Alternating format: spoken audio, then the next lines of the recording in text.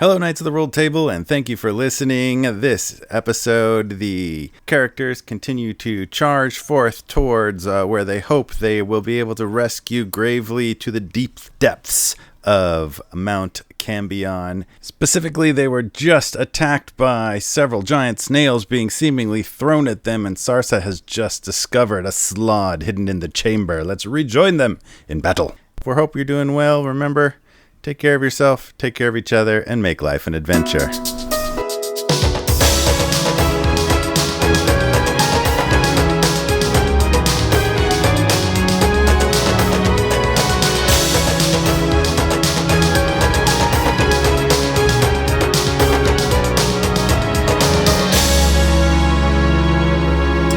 So that will bring us to Randall's turn. Yes. Randall you have a snail on you. You are fighting with a snail that is quite beat up. Tiburon is near you, grappling with another snail. Sarsa has just run off into the darkness and yelled something about one of those slotty things. In a cave? Pretty deep in the mountain, in a chamber that kind of opened up. Yes, in a cave, kind of like a cavern inside the caves of the mountain. Okay, so a snail is on me. Yes. What, can I pick it up off of me? Nope, it's pretty heavy. Surprisingly heavy. I mean, they're big. They're probably like 3 to 4 feet tall. You would guess this snail shell weighs like maybe 200 pounds. So I'm like pinned down? Pretty crushed by the snail, yeah. So I'm on the ground being crushed by a giant snail. Yeah, you know, how big, as you do. I feel like we all have slightly different mental images of how big Randall is. How tall would you say Randall is? Oh, he's like 5 foot, barely. All right. He's like kind of shorter. Middle-ish. Bigger than Branch. Yeah, like... Smaller than everybody else. Maybe a little taller than Branch. All right. Yeah, Branch is pretty short. Well, you got a snail on you. What do you want to do? There's another snail near you on Tiburon. So you would say that it weighs more than 1 to 5 pounds. Yes. Darn it, okay. Significantly. All right, never mind. Well, I can't do that. I'm going to make it smaller because it's too big. Okay. So I'm going to do reduce. So I'm going to go into my bag, find a little bit. I'm going to find a tin of alum. Do you guys remember the old Bugs Bunny cartoons? And they take the alum, they put it in their mouth, and it would make their mouth small. So he's going to, like Bugs Bunny, he's going to take some alum and he's going to put it on the snail and rub it on there and try and get it to reduce. And that is a Constitution saving throw versus a 16. So it's up to the snail. Using the goo or using a spell? Using a spell. I'll use a spell slot on it. Okay. So we don't have to worry about accidentally enlarging it. Nope. I don't want to get crushed. You said con. Ooh. Yes. They're pretty constitutional. That's a 18. Oh, dang it. It saves. The one thing snails are good at. Is Constitution? Yep. Oh, well, very good. Decent strength. Not real smart, if anybody has intelligence checks. All right. Well, then. Have you ever stepped on a snail? They don't crush easy. They have shells. This one has really big shells. The shell is thick.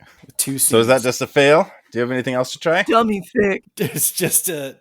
Girl, you got a thick shell. Well, let's see. I'll use some movement to maybe try and like wiggle out from it or push it off of me or try and get out from under it and stand up. Yes. It is being attacked kind of severely by Sarsa's spirit guardians, or at least it was before she ran away. It might be like just out of range, but it got torn up pretty good right that. So it's probably like wiggling around enough that you can roll a dexterity roll to try to just kind of like slip out from under it. All right, I will try and do such. Straight up dex, which is not his strongest, but a good roll, 17. That'll do it. So you're able to slide out right from under it, kind of roll it over. You are real slimy. Gross. I mean, covered in it. Yeah, and you're clear of the snail. That's it then. That'll bring us to Oliver. Am I near a snail too? You are, because Oliver has a lot of range and isn't currently impaired, you are within range of getting pretty much wherever with your movement. You just heard Sarsa yell about something that you deduced, like there's a slot over here. That's probably the most concerning new factor. Randall just got clear of that one snail. Tiburon is grappling with another, but more importantly, like the other snail shells came from different directions than Sarsa just went. So there is the question. One came from above. One came from another side of the cave. So there's the question of what threw those. Okay. I'll run over to where Sarsa is, and I see a slod. Yes. What color is it? Dark vision. Not sure. Oh, okay. It's kind of grayish. Gray. They're all gray slods. I'll tell Sarsa, even though I totally don't remember because I'm kind of, 900 years old or whatever. I don't remember telling her this previously in the previous battle, which was only in our minds like a few days ago or something like that. I'll be like, careful, Sarsa, that's a slod. You have to be they are very dangerous. Range attacks. And I'll use my staff, which gives me some 5-foot reach to make some attacks. Okay. I'll do 2 attacks. 15? That'll hit. Okay. It's one of the slots that have lower AC than 15. 31. That's it. Yep. So that's 25, 26. Bludgeoning damage. I will use a key point. Stunning strike. Ooh, so okay. The slod has to make a Constitution saving throw. Not gonna work. That was an 8. All right. It is stunned until the end of my next turn. So stunning slod. Attacks have disadvantage. So I'll use my bonus action to make some flurry of blows. Another 19 points of bludgeoning damage. And then because it's stunned, I'm just going to back away, even though it can't do anything. That tore it up pretty good. It is locked down until Oliver's next turn. It's that slod's turn now, but it's stunned. Ha-ha! Villain! So moving on rapidly. Tiburon, your turn. You got a snail on you. Can I try and throw it? Yes. Okay. What do you want me to roll? Let's do a strength check to lift it, to kind of bench press it up.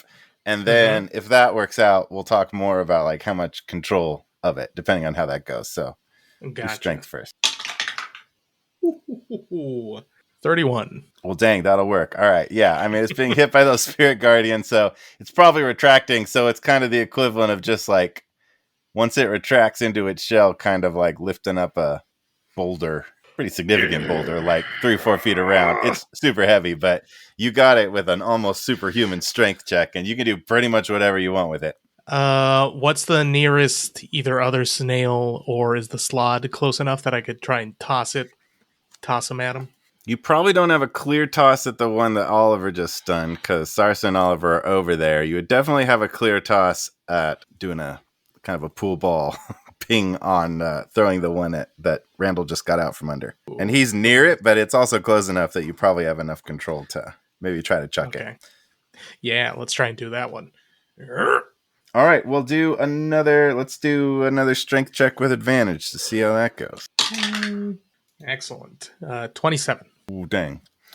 So you chuck that giant snail shell at the other giant snail with great force, and it hits that second snail, and the second snail just shatters, splatters, shell breaks. The one you threw is more intact, but it just splatted the one that it hit. And it does not come out of its shell, so it's just a shell sitting on top of a splattered snail standing right next to Randall. That happens right in front of where Randall just scrambled out from under it, almost at the same time. He gets out and it gets smashed. Tiburon gives Randall a thumbs up. Teamwork. We did it. Anything else you want to try with your turn? Would I still have a move? Yeah. Yeah, could I just move closer to the slot? So Tiburon smashes that snail. Next thing that happens is a fireball shoots down from above somewhere. So Dex saves. It's going to hit the snails, Tiburon. Tiburon just barely kind of as you're running, Branch and Randall. So the 3 of you make Dex saves. 18. That'll do it. Woo. But it's going to be half damage. 14. And Tiburon? 26. Well, all right, that'll work. 25 damage is total fireball damage. So Branch, you'll take all of 25. Tiburon and Randall will take 13, unless you have fire resistance, because it was fire, and that came from roughly above somewhere, which is also roughly where one of the snail shells came from. And then that will be Branch's turn. Would a huge beast be overly cumbersome in the space that we're in? Otherwise, I have a large beast that I will turn into. I mean, large is like a big person, so is huge like a subterranean lizard? Yeah, that's specifically what I was thinking about turning into. Yeah, you can manage that. Large is 10 feet, up to 10 feet, and then huge is up to 15 feet. Yeah, you got that. Oh, that's reasonable in this space? Yeah. I will use a wild shape to turn into a giant subterranean lizard. Nice. It's the right place for it. So from where I am, there are snails on either side of me. I am going to try to bite one of the snails, whichever one is nearest to me. Okay. There's only one active, one's real smashed, so it's just the one that landed on the other one. You can't. So you're looking at that, and it is in its shell, so you don't have a fleshy part to bite. You could try to just chomp down on the shell if you want. No, in that case, I will tail attack it. Okay. It's vibes of a giant game of pool. Okay, that is 22 to hit. Yeah. Hit. All right, I hit it with my tail, and that's going to be 19. 22. That's going to be 19 damage. Oh, nice. Okay. It should succeed. It needs to succeed on a DC 15 strength saving throw or be knocked prone, whatever that looks like for a snail. That is a good question. It just rolls over on its side. I got a 16. Just does that. So, and then I'm gonna try to get over to that slod. So the snail, so that you swipe that snail with your leg, and it sends it flying pretty good. And where it lands, it too cracks, and kind of spills open a little bit. Looks like bad news for a snail sort of situation. You kind of like launch it off into the darkness. The one it was on is definitely like done for. And Randall like ducks underneath the flying snail. And so you're going to run towards the slod? Yep. I can go 30 feet. So if I can get there, cool. If not, I'll just get close. Yeah, you can get there. I'm going to try to bite the slod. All right. It's stunned, so you have advantage. Go gadget, subterranean lizard. That is a 25 to hit. Hit. That's a big 12 piercing damage. Okay. With your bitiness. You get a good old chunk of slod in your mouth. Apparently it just is grappled, according to this, but it has its escaped attempt would be a DC 15. Well, it's stunned, so that's not happening. It's just grappled. Yeah. Escape attempt on its turn? Yeah. Okay. And that's my turn. Holding the slot there for everybody to attack. Get down. Get down. Everybody make a Constitution saving throw. I would say everybody except Randall, actually. Another 14 from me. 22. Oliver got a 16. And all right. When he sees giant branch lizard comes over, he's like, giant lizard, we have to destroy it. It is me. Oh. You hear in your head. So a stinking cloud fills the chamber all around where that slot is. Branch and Sarsa will be overcome, retching and reeling. Does the lizard have any resistance to poison? Or the Sarsa? But I don't think she does. Look like it, no. Branch, you would spend your turn retching and reeling, which has interesting implications because you have a slot in your mouth. So,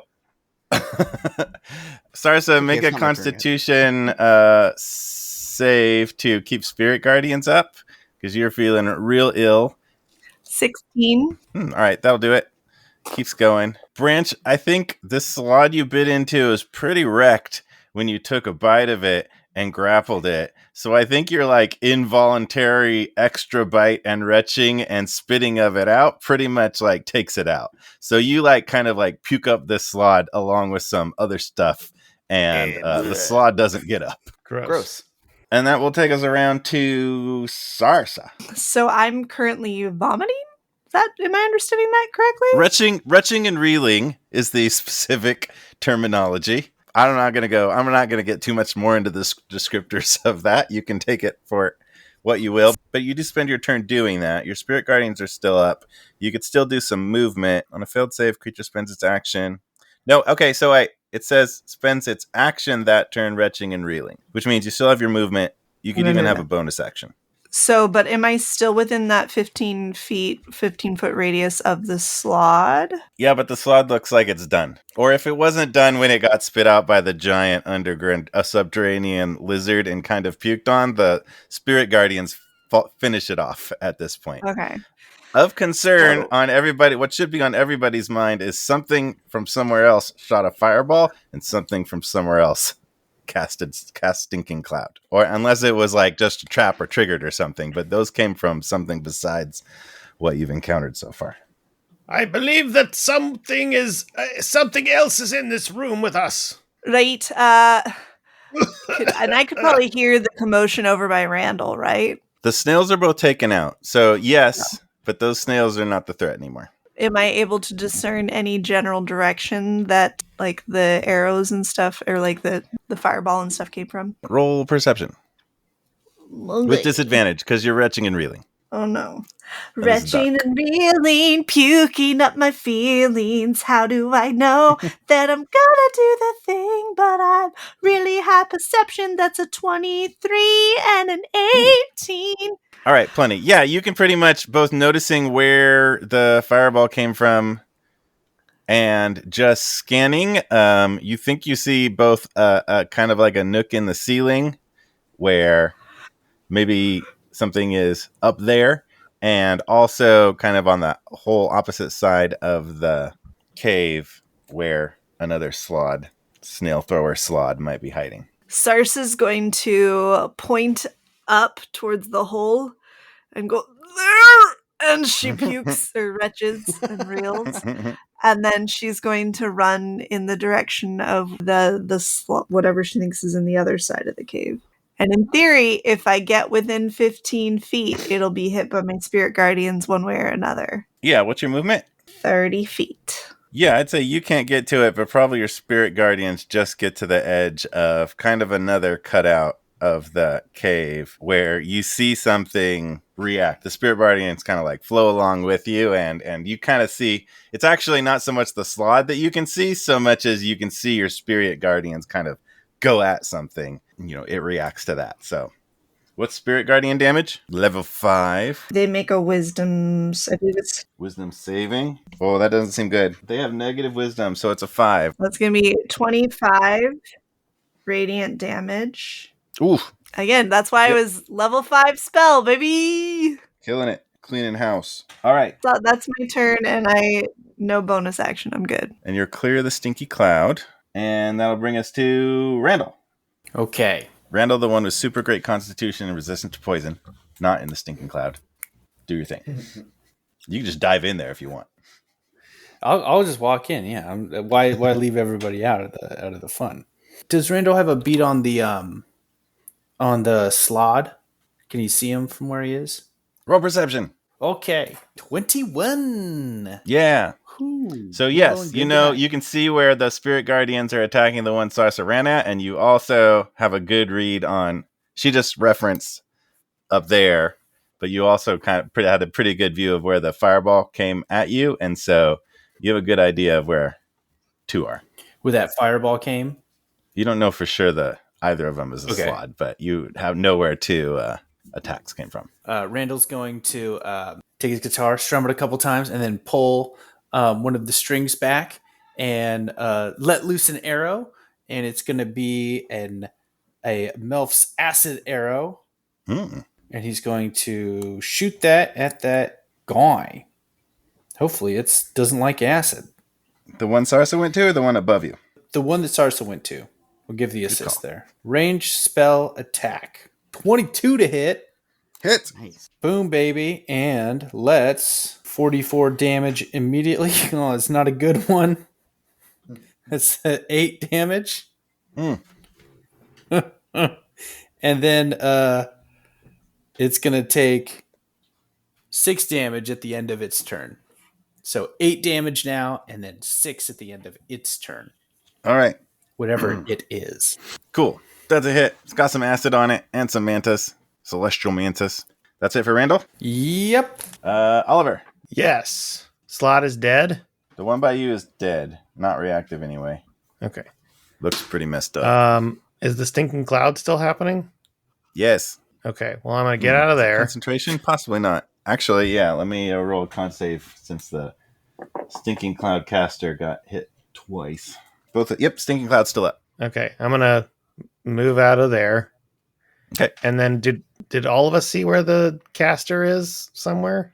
I'll look up. You probably got less of a good look, but I think you can deduce it with your battle wisdom. Sarsa ran up to it. I mean, you're busy in the Stinking Cloud, but like, let's just say you probably don't have a sense of the above area, but you do have a sense of where Randall and Sarsa are kind of converging on across the way. I'll just kind of run over there. I would say, like, bear in mind there's broken snail parts and slime and things if that could serve as a obstacle or a tool if anybody wants to make use of the environment, but the snails are not a threat. Sure. Okay. I'm going to move over to whatever threat's near Sarsa, I guess. Yeah, it is. If you get up there, it is Slod. Slod 2.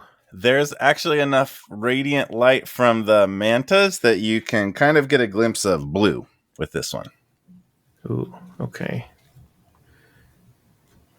Crap. All right. I'll just run up, make some attacks. I'll say, "Stand aside, villain!" And I'll go ahead and smash into it with my staff. 2 attacks. One of them is 21 to hit. Hit. And the other one is a 22 to hit. Hit. I will try to stun this one as well. I'll use a key point. And it's got to make a Constitution saving throw. 17 or higher. Ooh, doesn't pass. Dang. It is stunned till the end of my next turn. 28 damage from 2 different attacks. Okay. And then it's stunned. Okay. I'll just use my bonus action to do a polearm master attack. So it's a single strike, but with advantage. So it's 22. 6 bludgeoning damage. Okay. Nice. Oh, and then I'll back away. Back up. Tiburon's turn. Distance-wise, could I probably reach in one turn? To that one, yes. There's also the thing above. Okay. Is the thing above something I would have to move and then try and clamber up to reach? It's kind of like right in the middle of this big cavern, so you wouldn't have like a real physical way to get it. You would have to shoot at it or something. Gotcha. In which case, I will try and shoot at it. Let me cast Chromatic Orb. That's spell attack? Yep. I will make it a Freezy Orb. Go ahead and... All right, 19. Hit. Yeah. So yeah, you hurl the frozen basketball up in there that like casts some light, so you kind of like get a better view of this light kind of like going into a hole. Like there's a small cave, and you get a sense that it's not very big and that there's a creature in it. As it hits that creature. Not a real good look at what's up there. What was the damage? That's on to the blue slod while Tiburon looks that up, which is stunned. So that'll take us on to Branch again. So this is the turn I don't have an action, right? Because of the Stinking Cloud? Yes, because of the retching and the reeling. Just wanted to make sure. You hear in your heads, it smells awful in here, like Branch's cousin, petrified corpse found in bog. And then I'm going to get out of the Stinking Cloud. All right. Go down out of it. And then it's probably, I imagine it can't cast that. It can't keep that up while it's stunned. So the Stinking Cloud is probably dissipating as you come into your turn, but like right at that moment. And then you know that thing that dogs do where they like put their paws over their nose? When they like something, Branch does that. Nice. That's my turn. Actually, when Tiburon fired the Chromatic Orb, you said we saw roughly where the like cave thing that it was in was. Yeah. Can I get underneath probably like that? Yes. Cool. You can climb me, and then that'll be my turn. Nice. From up there, what happens is, Branch, because you're right under it, right as you say you can climb me, you feel something land on you for a moment and then jump off of you. But none of you see this. Branch, you probably wouldn't be able to see. None of you see that. Let's have Oliver and Tiburon roll perception at disadvantage. 12. I'm not going to do it. 14. I would say like Tiburon, nothing. Oliver, nothing of substance, either than like you kind of hear something enough to like cue you that like something near me moved. Like you hear more like a landing sound, but there's nothing to see. You kind of turn towards it, don't see anything, and that's about it. Ah! Sarsa's turn. Am I still retching, or can I make a con save? I believe you are clear from retching because you're no longer in the cloud. Yep, no more retching. The slot near me that I hit last time, is that still up or did it go down? It's up, but it's stunned. So your stunned. spirit guardians will get a go, but you can also do something to it if you want at advantage. I'd like to see if my spirit guardians are enough to take it down, which I think it's supposed to be the start of my turn. Mm-hmm. Anyways, a wisdom save. Gonna fail that through being stunned, I think automatically. And that'll be 18 damage.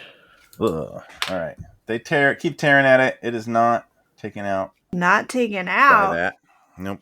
It's not quite dead. All right, then I'm going to cast Sacred Flame on it. Basically, it's a dex save, and it's DC 17. Stun creatures aren't gonna make a dex save. Oh, sorry. My bad. No, it's not your bad. It's the slot's not gonna succeed again in a dex save. So It's just it'll gonna take get an automatic another hit. 12 radiant damage. All right. Still up, barely. What? Not doing well, though. Also still stunned. All right. I'm going to stay near it in the hopes of that I'll take it out next time. All right, Randall, your turn. Okay, let's go ahead. And I'm just going to I'm going to shoot a regular arrow at it. You have those? For game purposes, yes. Okay.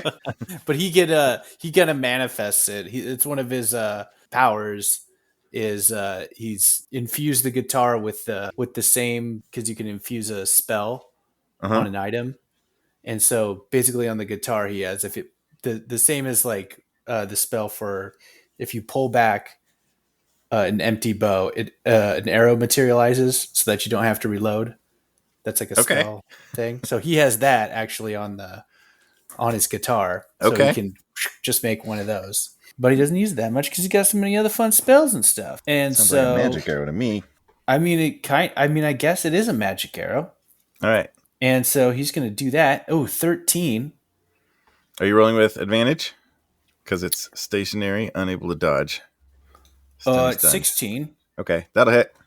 All right. It'll take 6 damage. It does. Take 6 damage. Okay. Doesn't look completely taken out yet, but pretty messed up. Anything else? He's going to go over and he's going to find one of the little snail guys, and he's going to be like, here. And he's going to kind of go into his little pouch and like find like a rotten strawberry and kind of put it down next to it and be like, here you go, little guy, and try and entice it with food. The snails are not going to respond to that. They're pretty messed up. All right. Well, I'm going to try. Broken, slattered, and wrecked. I don't think they're going to recover. All to of the them? extent that it's still moving, yes. To the extent it's still moving, it's probably not going to recover the shattering of its shell. Okay. I'm going to try and scoop it into like a bucket and just be like, it's okay, little guy. I'll fix you up. You'd be like, this is your new home. All right. Randall gets concerned with that. It's going to bring us to Oliver. Is it unstunned at the beginning or the end of your next turn? At the end of my turn. All right. So you've got a turn to finish it off. Yeah. Or do I'm something going else. to head over to the slod and I'm going to attack it with my magical staff. With advantage. With advantage. Mm-hmm. Let's see. 13. Let's see if I rolled better. Yes, I did. 17. Hit. So that'll be 13 bludgeoning damage. You give it that like smack right in between the eyes, and it kind of collapses its froggy skull. I think that's taking it out. Once that happens, I will turn my attention towards Branch, where I heard the sound. Mm-hmm. Do I see anything? No. Branch, what am I trying to say? Is there anything afoot? Is there any? I'm having a senior moment. Is there any? Is there any foul magic afoot or underneath or above you? Did you see anything? DM, would I have noticed where... So when the thing hit me, did I notice that? And Yeah. do I have any idea where it went? It felt like something landed on you, and no, you don't have any idea where it went. Oliver, the sound you heard was not so much the sound something would make landing on branch. It was more the sound something would make landing on the ground. So Oliver will go over to where the sound that he heard. Mm-hmm. He's gonna go check it out. You don't see or hear anything there. It's very suddenly quiet. Whatever sounds a subterranean lizard makes, and I'll just kind of like, I think something might be invisible, so I'm just gonna take my staff, kind of like, poke the ground a couple times. But I see that entrance, and I'm like, perhaps we have vanquished all of our foes. There is an exit over here. It looks like maybe the way to go. Any objections? Yeah, I mean, so you all take some moments to like feel things out, poke around, stay braced for something to happen, and it seems like the chamber is now empty of living threats, and it's likely the last creature that was up above and cast Fireball has headed off down this lefternmost corridor. So you're out of initiative for the moment. Don't know if that means safe or not. What do you want to do? The cloud is gone, yes? Cloud is gone. Fireball. There's broken snail shell parts, which are real thick, blue, iridescent, quite beautiful. Kind of like abalone shell sort of on the inside, blue and shiny and cool looking, withering snail parts. Randall, you're not having any luck getting snails into a bucket. Like, it's pretty floppy and not doing live. Great. No. Tiburon and Randall, as things settle down for a while, you have slime on you, and that starts to harden. And remembering, like, the snail, what you determined to be snail trails following in here, that you sort of like trailed into this chamber, some of them were kind of like hardened glass sort of substance. Like, it's starting to harden like that around you. That's going to give you disadvantage on dexterity checks for at least the moment. Oh, that's bad. Let's see. Is there any... Randall's going to kind of look through his bag and see if he can find some sort of solvent or some sort of chemical that'll loosen it up or do something with his all of his alchemical tools. I don't even know what to do with that statement. Like, as an artificer, you and a collector and an alchemist of garbage and chemicals and stuff. Yeah, I mean, do you have some sort of like? I want to make some like sort of like alchemy roll to see if. I mean, not so much like stuff, but like alchemist ability that you could use to kind of whip something. Yeah, up he's got something like that. Yeah, this is one of the rare opportunities to actually use tools. Mm-hmm. Yes, he will use his alchemist tools. Yeah, which you can turn as an artificer. I think you can convert something into any kind of tool, right? Tool proficiency. When you adopt the specialization through them, again, proficiency with alchemist supplies. If you already have this proficiency, gain proficiency with one type of artisan tools of your choice. So I've got that. Okay. So I think you just determined what kind of roll he has to make, Zach.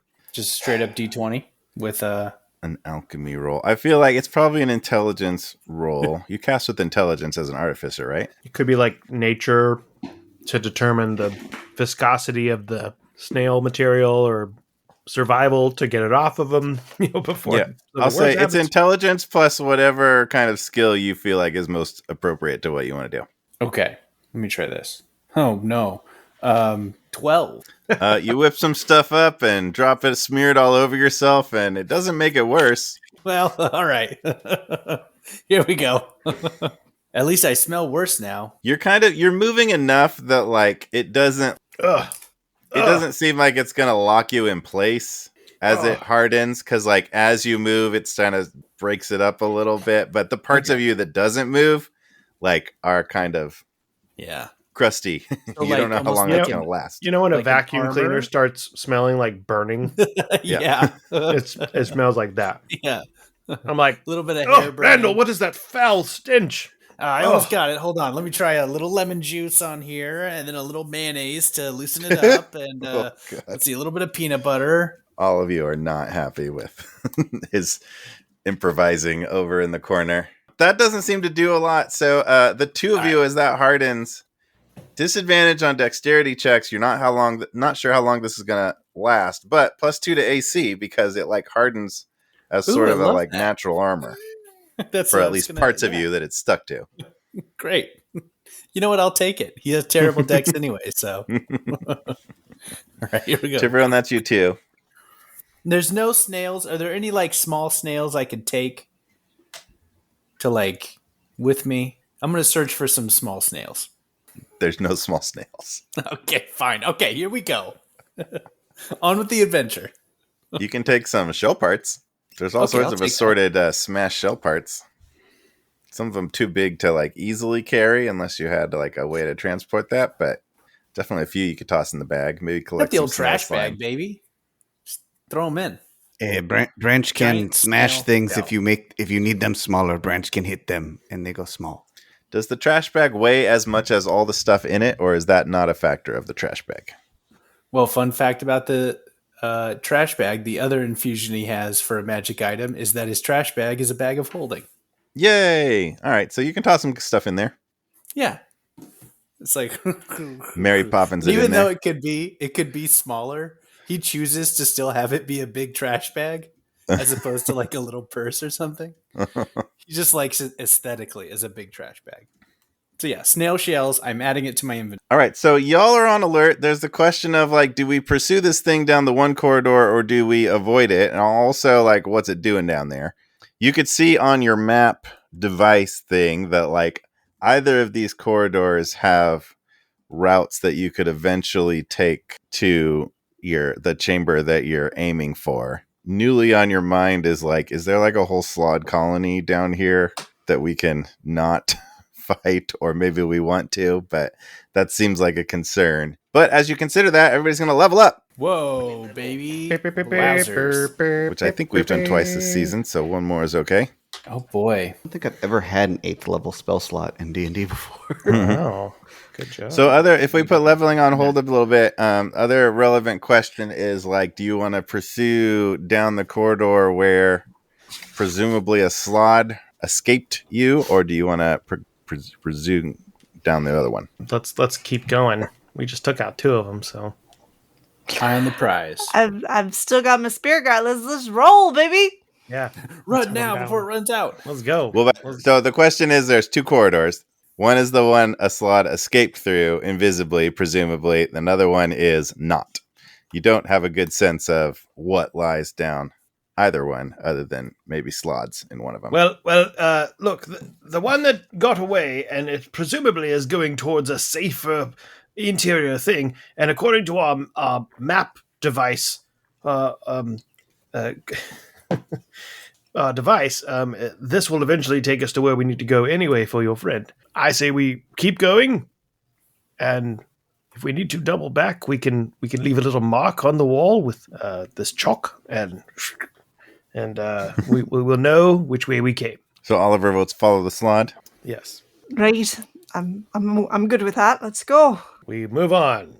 Let's go. All right. Who wants to go first? I'll go first. All right. I've had a good life. A long and good life. Who wants to go last? Where's the lizard in this progression? I was going to say, Branch should either go first or last as being the giant lizard, so I'll go last, I guess. Lizard in the back. Yeah. No one's going to sneak up on us. Monk in the front, lizard in the back. Yeah. Stop. Sarsa in the middle. That's when you shave your head, but you leave a long tail that you slick together and then wrap in an alligator skin. And if you get real scared, your hair falls off. Yeah. Oh, that would happen to me. I always wondered. You just got scared.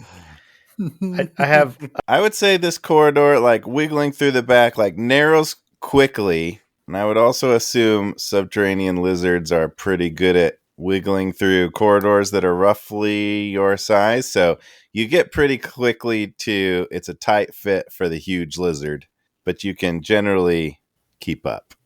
You can't like turn around. You have no idea what's behind you, but you can continue to sort of like wiggle through this hole if you want to stay in that form. I'll just keep swishing my tail behind me, so if anything tries to get up, it's just going to get whacked. Oh, that's a good one. Come up and bite you. Nice. So you go on a while on alert for this thing. It seems to have a pretty good head start on you. What's our mode of travel situation? We going stealthy? Are we not worrying too much about it? Are you yelling, "Hey, slods"? I'm a giant lizard. We're probably not going too stealthy. Mm-hmm. Yeah, I don't have like pass without trace or anything, so I'll go like 15 feet in front of the group, Mm-hmm. and just kind of. I mean, I'm not trying to stealth. I'm just trying to be. I'll be quiet, but I'll just kind of go ahead. Looking around, checking for traps. Okay, you're able to follow that corridor for a while. No sign of anything, slots or anything else. You eventually get to another. It kind of like widens out into a big chamber, and this chamber has a lake in it. Like the ground path is actually pretty narrow with a wall to your right, and only like 4 feet or so of ground before there's water, which is like inky black. You can't see into this. And the lake looks pretty huge. Well, guess what subterranean lizards are good at? Swimming. I chose wisely. So big lake and then a wall on the right. Get on his back.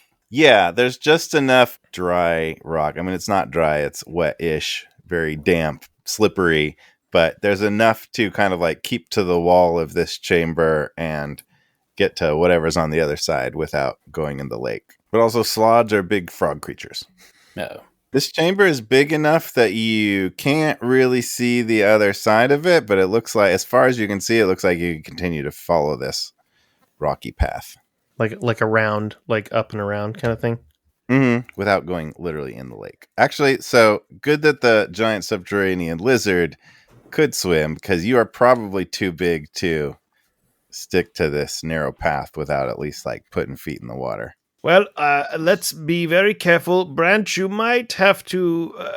you could decide if you want to step in the water, but it might be better for you to revert back to goblin form or else try to leap over the water bits. But let's try to go carefully around and not disturb any water creatures.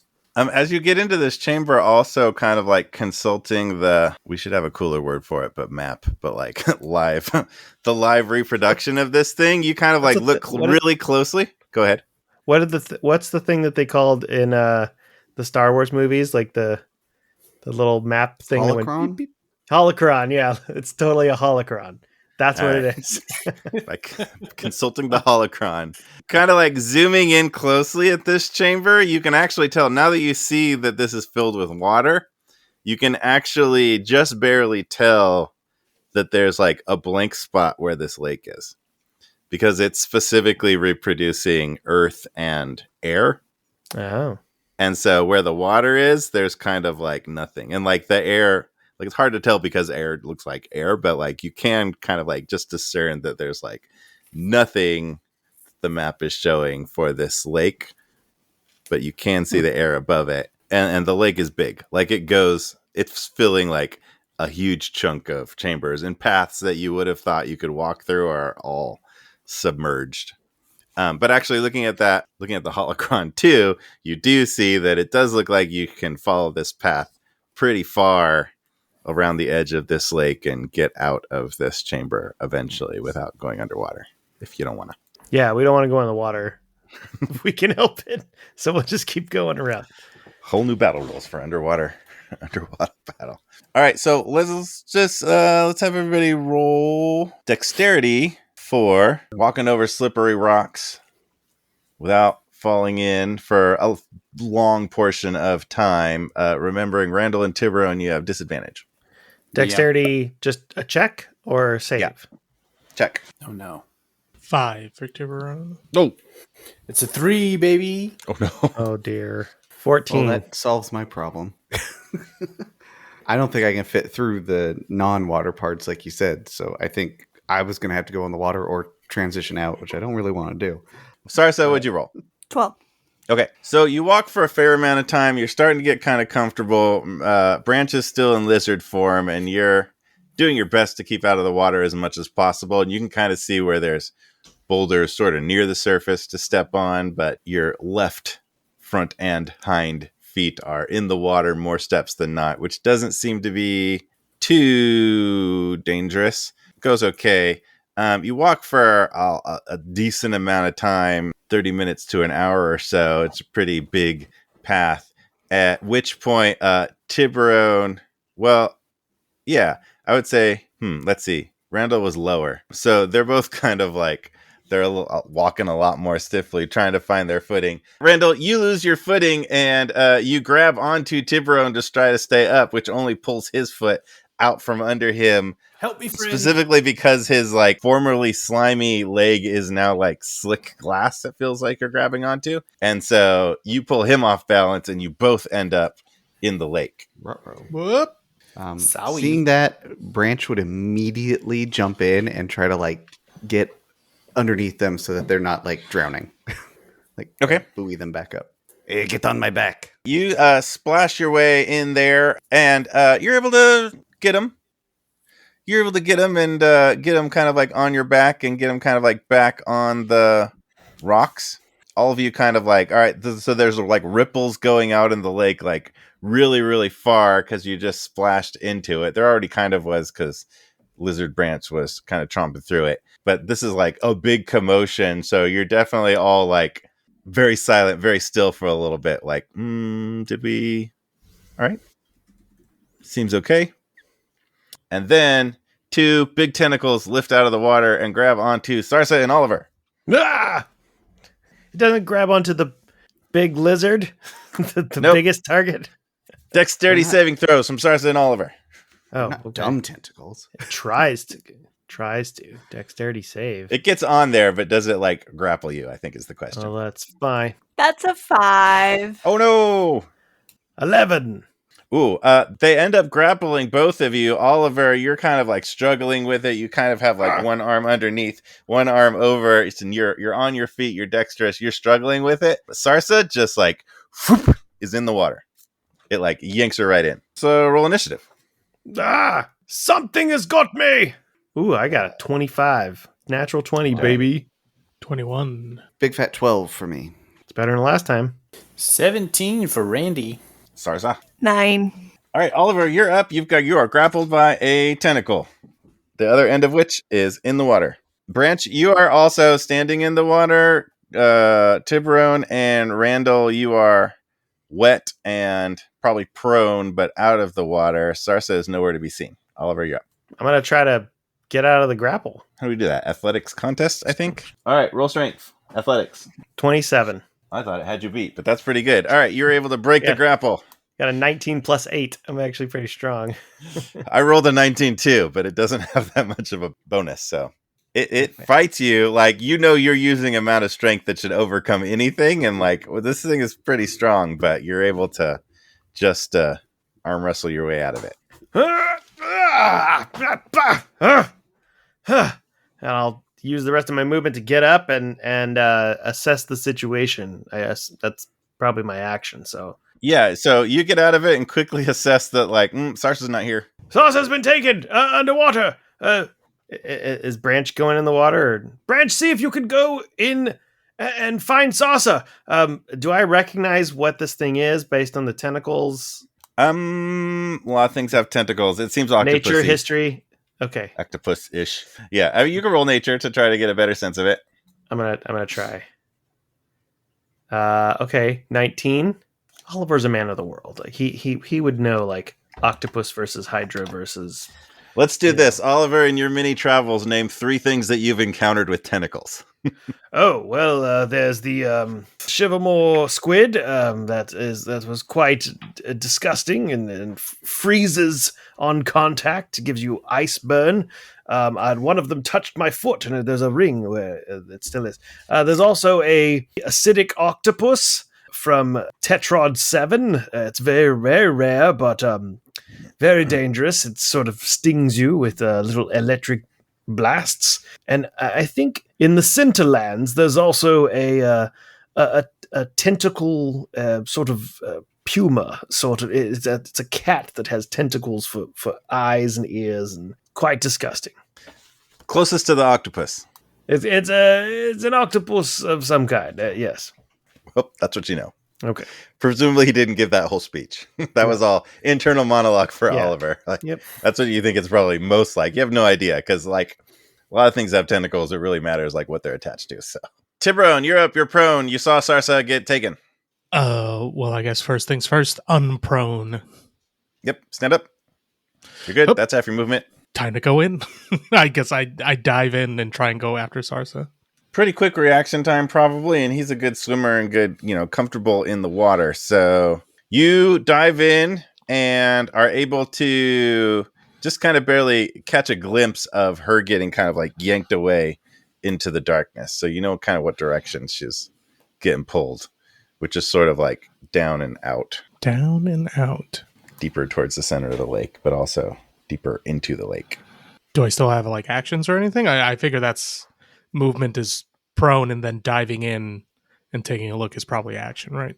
I think movement wise, you have a little bit of like choice of you could swim like directly for her, but she's getting yanked about as fast as you can swim, so you probably wouldn't catch her, or you have enough movement to like surface and communicate.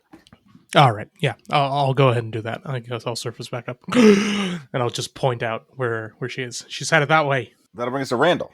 Randall is going to take a little vial with a little pin in it, and he's going to kind of rig it up. He's going to take out a little straw. He's going to put it in, and he's going to say, Tibby, you got to go get her. And he's going to go, and he's going to shoot it, and it's going to hit Tiburon in the neck, and it's going to fill him with a jolt of magical serum, which will give him haste. Nice. And gross. So you are hasted. All right. So that he can go extra fast. Nice. That's it. Tiburon is hasted. Brings us to Branch. Lizard Branch. Cool. Already in the water. Yep. Branch is going to dive and go after Sarsa. I have a swim speed of 50 feet. Oh, dang. All right. With 50 feet and Tiburon kind of like bullseyeing, it's over there. You can take off in that direction real quick. So the lizard just goes straight under the water, disappears to the rest of you. 50 feet shows you you're able to catch up to where she is, and if you're subterranean and you know how to swim, you probably have decent underwater vision. So what you see is we've had one of these in the podcast, but I don't think any of you are there. What you see is you're doing some other podcast without any of us.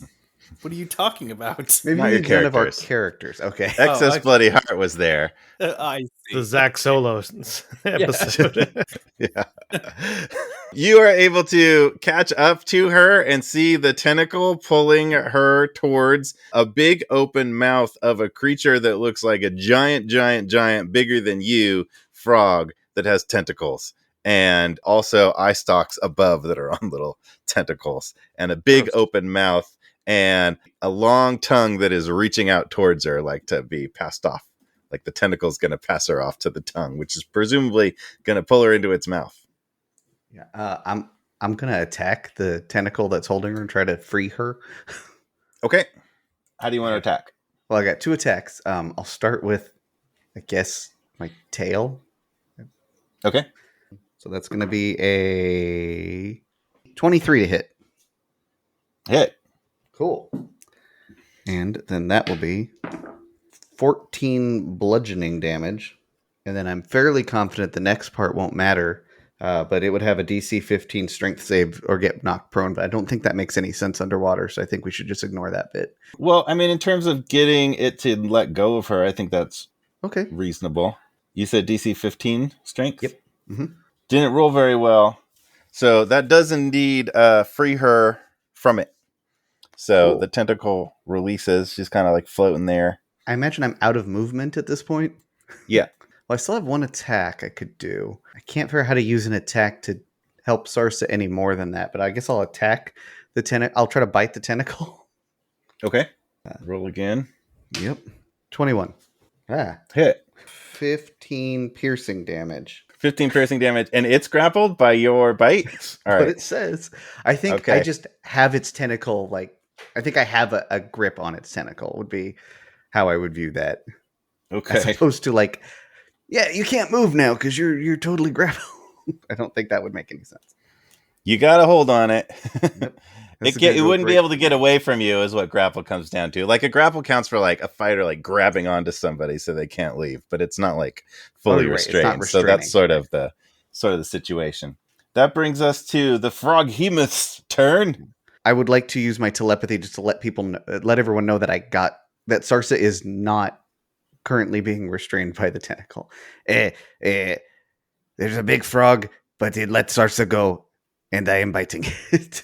All right. It's going to make some tentacle attacks. One, it's going to reach out and touch the branch. Oh, that was bad.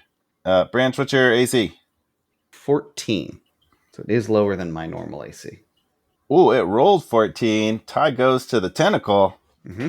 So it wraps a tentacle around you while you're biting it. A different tentacle hits you for... It squeezes and whips you for 19 damage, bludgeoning damage, and also you're grappled by it. Cool. And then it's going to make another tentacle attack, try to reacquire Sarsa. Oh, that was pretty low. Sarsa, what's your AC? Is it better or worse than a lizard's? 16. All right, so a tentacle goes for you. It misses. It also has tongue and bite. All right. If it's anything like the subterranean lizard, I can only do one mouth attack and one tail attack, but I have like a choice of mouth attacks. It gets 2 tentacles and a tongue or bite attack. It's going to do a tongue attack on Sarsa now. Feels like college. How far away is Branch from me? Is Branch like right next? Is Branch near me, or is he? Yes, very. So make a strength saving throw, Sarsa. Dirty 20. Oh, dang. That's going to do it. Woo. Tongue fails. Huh.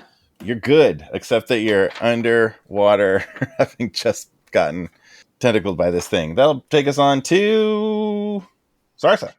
Sarsa. How am I doing on like breath? Like I've only been under for like, 7 seconds? Yeah, just a few seconds. You definitely didn't get a good breath. If anything, it kind of squeezed the breath out of you as it grabbed you. So, like, you don't have, like, minutes down there, but you don't need to immediately surface. And you have a sense that you're maybe 20 feet underwater tops. Okay. I'm pissed. Mm-hmm. So I'm going to just lash out at the tongue. I wanna hit the tongue. Okay. And I want to inflict wounds. Nice. As a level 6 spell. So that's, you grab onto it. Is that a spell attack? It's a melee spell attack. Yep. So yeah. Ooh, a dirty 20. Nice. So that'll hit. Roll your damage. So that's going to be 9d10. So that'll be 57 necrotic damage. Is a big boy spell. Dang. The tongue like fully retracts, like you inflict a lot of wounds into it. It pulls its tongue back into its mouth, which you are holding on to, so you could hang on for the ride or you could let it go. Your choice. I don't want to go down any further because like Sarsa knows how dangerous the sea is, so hopefully that's enough to get me out of its melee range. And then I'd like to try to swim to the surface. Okay. Yeah, you inflict wounds. It pulls its tongue all the way back. You let go. Tongue goes in, mouth closes. And that gives you a chance to swim up. You can clear, get to the surface. That will bring us back to Oliver. So, Oliver, you see pretty far out there, like about 50 feet, Sarsa surface. Yeah, okay. Too far for me to throw anything. She's above water? Like, is she in the water?